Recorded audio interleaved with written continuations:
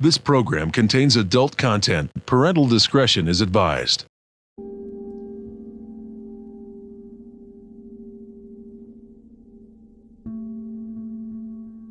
My name is John Goosing, former captain of the San Francisco Police Department, and the investigator who was put in charge of what is now known as the Doubtfire case.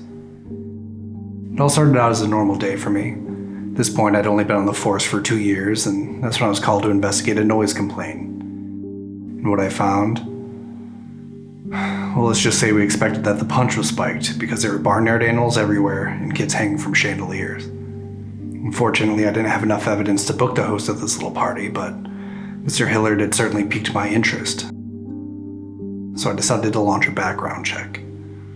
As it turns out, Mr. Hillard had recently been let go from his employer for compromising millions of company dollars. So we've got insubordination, underage partying, and barnyard animals. A clear sign that I just met a man who was on the verge of a complete mental breakdown. To make matters worse, Mr. Hillard's wife decided to file for divorce. A real shock, right? During the divorce proceedings, the judge outlined some reasonable terms for joint custody.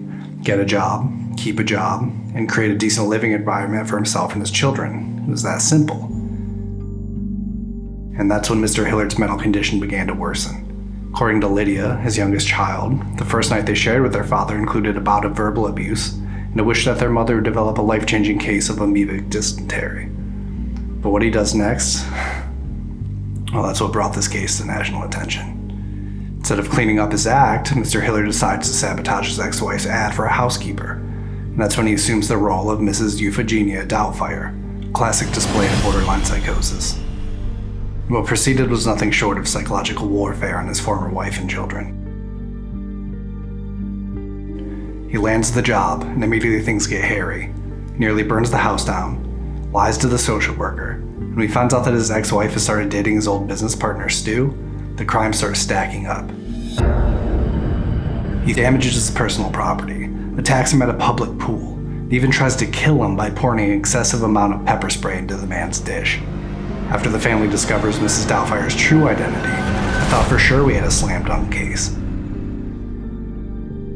At the very least, I thought he would be put up in a local psych ward.